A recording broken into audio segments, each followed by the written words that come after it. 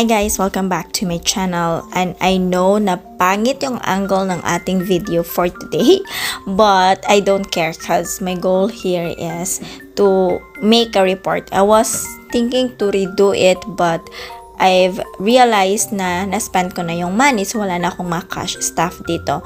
So instead of hindi ko siya ipopost ko na lang siya kasi I have my goal that I have to keep reporting to you guys. So hopefully magustuhan ninyo ang ating cash stuffing for today. This is my second paycheck for the month of March, and today I've earned 14,500 for this paycheck. Now, the segregation, first is to pay my debt. That's 2,721. By next pay, iba yung aking debt na i-discuss, guys. So, that's gonna be more on with what I've spent for my credit card, yung installment.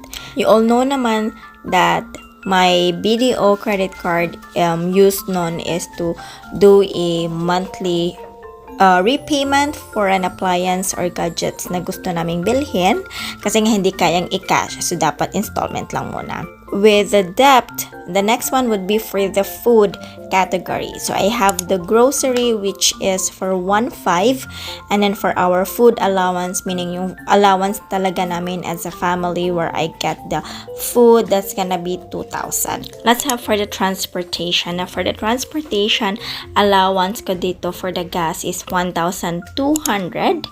So that's for our multi-cab, guys, and then for our public transportation, or like for the parking that we pay off every month, that's gonna be 1,000.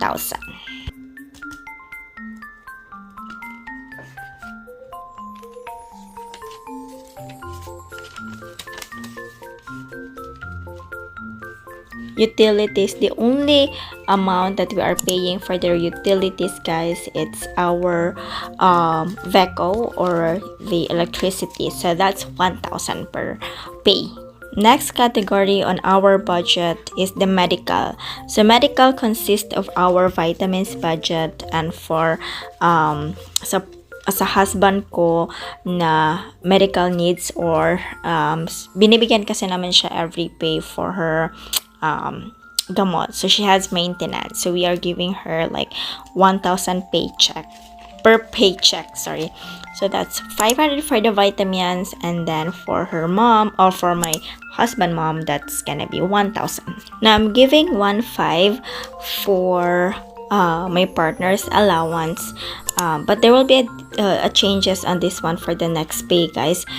He will no longer be here, but yung budget na allocated for his personal allowance would be allocated for the phone na kinuha namin for an installment. So that's 1,500 every pay kasi yung monthly na binabayaran namin sa kanyang cellphone, it's more likely like 3,000 each month.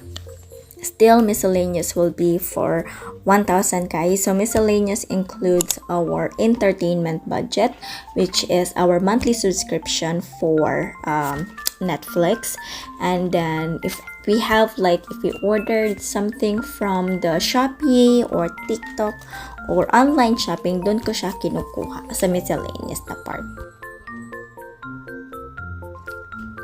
By the way, nagvo-voice over lang ako for now, guys, kasi nung nag-film ako ng video na to, ang ingay ng background, merong nagsasalita sa likod, merong keyboard na tumutunog kasi nasa computer room ako, tsaka yung husband ko is naglalaro.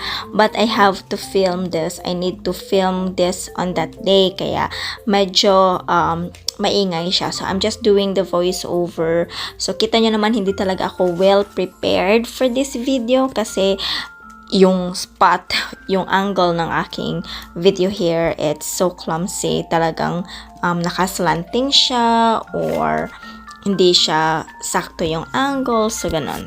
So I made a promise that I will not be doing unnecessary purchases by April, but I can see na ngayon March pa lang, parang makakapag-unnecessary purchase na ako kasi this month, 'di ba, kumuha kami ng cellphone unplanned for my partner kasi kailangan niya nang i-upgrade yung phone niya kasi it's an iPhone 8, tsaka very slow na, madaling malubat, and then with that mobile phone, hindi kasi siya included. By the way, yung kinuha niya is S23 Plus, hindi kasi included yung headphone.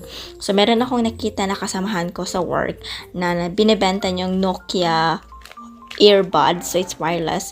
Instead of 1.8, binibenta niya ng 1.2. Tapos, acceptable pa niya yung twice na payment. So, bali, dinown ko siya ng 600 for nung kinuha ko siya, and then next pay is babayaran ko siya. So, makikita niyo siya on our next budget that I have allocated 600 for his earbuds. So, So, meron pa akong sobra dito na 600. So, yung 600 inallocate ko siya sa vaccine ng aming aso. So, yung aso namin, it's a mixed breed, guys. At saka second shots niya for his vaccine plus anti-rabies. So, yan. Then, meron pa din akong sobra dyan na another 500. So, I was planning na I'll give it away or I'll give it to my husband kasi wala siyang own money. As you all know, he stopped working kasi nga aalis na siya, mag-abroad na. At tsaka as of now, yung income namin is yung itong full-time job ko. So bibigay ko siya sa kanya ng 500 para naman pang gasto niya lang.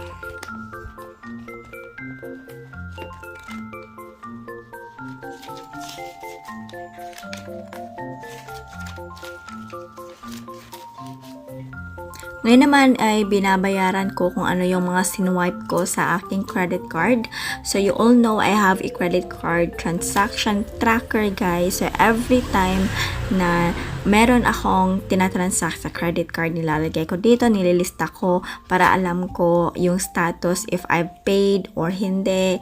So ganong mga klaseng bagay. And if interesado kayo on how I do my credit card management, I did a separate video on that. So hopefully you will be watching it. So I will be putting that in the link. I will be putting the link in the description box, and then as well in the cards up here.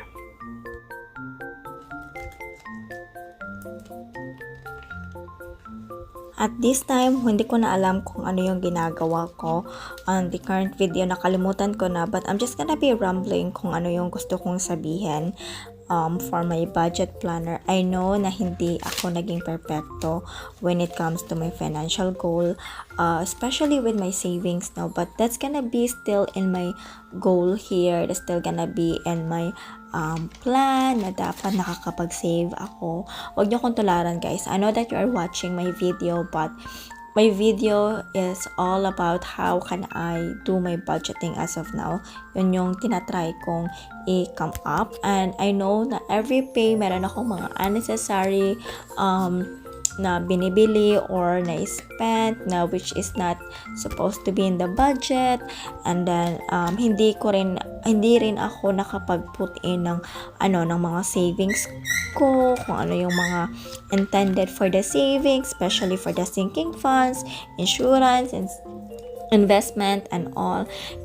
It's not perfect, I know that, at in-acknowledge ko naman na talagang sabog or hindi talaga perfecto yung ginagawa ko ngayon, but I'm working it out, guys. I'm trying my best, and hopefully by the end of this year is meron na talaga tayong updates or movement with our savings.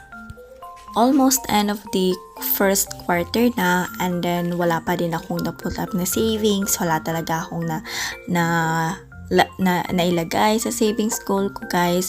But I'm really hoping and praying na by next month, I can start working or I can start putting up my savings goal. So kayo, how far are you in your savings? So by the way, if you're up until the end of the video, I want you to comment down below, guys, kung I want you to comment down below yung word na savings para alam ko na up until now you're still watching this video. I know that I'm kinda like sounding boring. I'm kinda sounding like not so talkative at this moment kasi nga hindi ito live. And then it's, anong oras na ba ngayon? It's 12:54 a.m.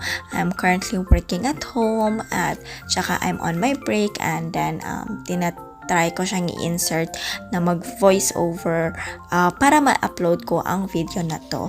So hopefully nagustuhan ninyo, and then let me know how far have you come with your budgeting, guys. Gusto ko talagang malaman kung ako lang ba ito or meron ba makaka-relate, or something that you really can share to me, guys, na how are you going with your financial goal. So yun. So if you can share about your financial goal, if you can share how far you have come, I would really appreciate that. I love reading your comments, and if you noticed, sometimes nakakapag-reply ako. Pag may tanong kayo, as much as possible, kino-comment ko talaga or nire-replyan ko kayo. Kasi nga, I want to be involved with your journey. I want to hear na I'm here, but if ever naman na wala akong ma-reply sa inyo, sa inyong comment, nagli-leave lang ako ng like and heart. It means na nababasa ko. It's just that wala akong ma-reply, or nagbabasa ako but wala pa akong ma-reply sa mga comment ninyo. So that's all. Thank you so much for joining me in today's video journey. I hope you will like and subscribe if bago pa lang kayo dito. And then I'll see you on our next video. Thank you!